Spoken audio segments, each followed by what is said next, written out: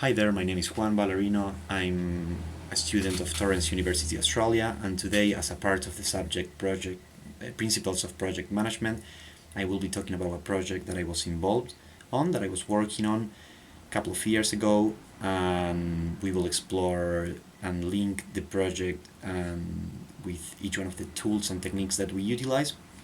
We will talk about the things that we did that were right and the things that we did that were not that right, and we will see what happened with the project, and we will link everything with the study case of singular logic provided by Professor Mo Kader. So just to give you a little bit of background about the company that I was working on, CERTI Security Australia is an international leading advanced integrated security organization providing security services around all over Australia and around different countries like Singapore, China, Middle East. Um, the headquarters are at Singapore, but in 2016 they made the decision to enter the Australian market, and they acquired three different security companies, and they merged them in all of them into one single company called CERTI Security Australia. By 2018, when they merged with S&P Security, I was working as a recruitment consultant, being a member of the national recruitment team, and we were basically doing the end-to-end recruitment for and providing different services and different clients with the frontline staff or site managers all over Australia.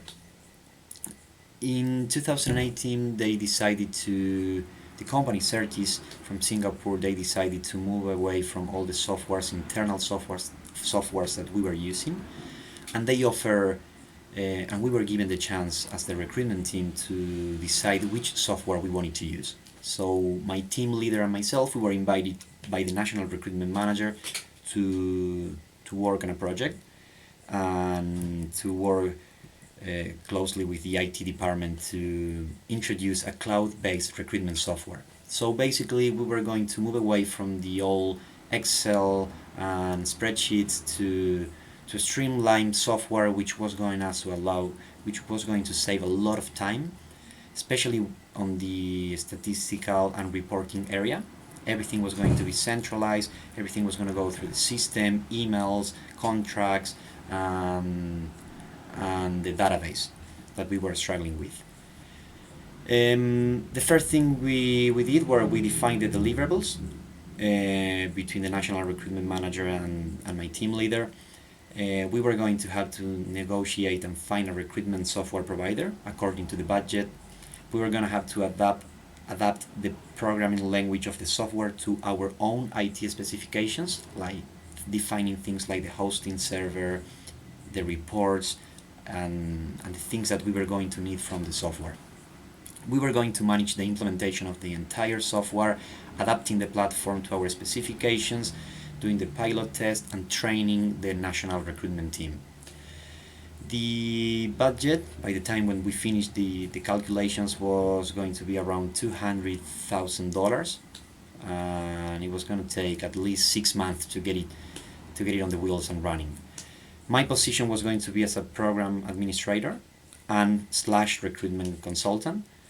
And I do know that it may not sound like a huge, massive project, but it was really important for us. We were actually very happy and proud that the company decided to leave the recruitment team and give us the chance to prove ourselves. So my boss and myself, we jumped and started working on the project straight away. What is the first thing we did? Well, all of us, both my team leader, myself, and the two IT members that we were working with, we had no previous project management experience.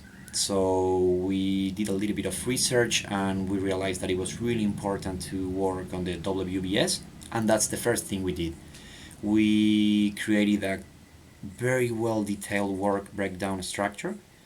Each one of the deliverables were break into different and smaller activities.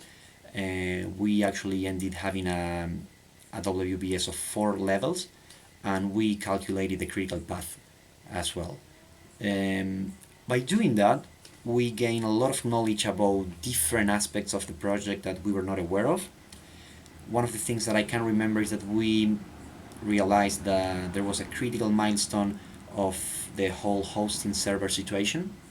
By them being a Singaporean company, and because of due to security issues, they decided to centralize everything at Singapore, and that was going to be a big issue. We realized that that was going to take us a lot of time and that we were going to need extra time, so we managed to put that on the budget and on the calendar, and that saved us from problems. Another thing that we realized by working on the WBS was the importance of the training piece of the project. So we decided to incorporate the L&D department, and we invited some members of the learning and development department of the company to work with us. The next thing we did after working the WBS with the Microsoft project program, we worked on the project schedule. So we basically did everything from planning and defining the activities to create the whole sequence. We estimated the durations of each one of the activities, and we developed the Gantt chart and a whole calendar that we were reviewing every week with the IT department. By doing that, as I explained before, we managed to provide clear information to the National Recruitment Manager, which helped us a lot when we asked them to get an extension, especially on the IT side, from an IT perspective. And by doing the Gantt chart, we managed to allocate the cost and the resources to each one of the areas, which helped us a lot to defend the project. The next thing we did was working on the budget. So we used two tools to cost and to build the budget of the project. We used the 3-point estimation, and by doing that we managed to get a good idea of the possible best scenario that we could face, or the worst scenario that we could have, and try to get an understanding of where we should be under normal circumstances. And then what we did, we worked on a bottom-up analysis, estimating the individual budget for each one of the tasks. I must say it was a big task. It took us a lot of time, and we got it approved by the financial department as well. So that was a good win from our side. We managed to have a solid budget, a calendar, and a well-defined WBS, including each one of the tasks and the resources that we were going to need. Now, so far you could think, all right, that's great. You define the tasks, the resources, you have the budget, the calendar. What could be wrong, or what could go wrong? Well, we did something that I think it's quite usual, and it happens very often, and that is that we never defined the scope. We didn't even know what scope mean. What was the meaning of a scope or a scope creep? So, as Weaver saying in one of his articles, delivering the wrong project on time and on budget with 100% of its scope completed to the defined quality standard is a complete waste of money. And I must say that in my short experience, that is absolutely true. We never define any project exclusions, we never define the constraints, we never made a scope statement. We were working on the project for 3 months, and the general manager, so the national recruitment manager boss, he came to us expecting to link everything to e-learning platforms and asking us if that software was going to help us to link things to payroll. And he was not happy at all when he realized that that was not going to be part of the original project.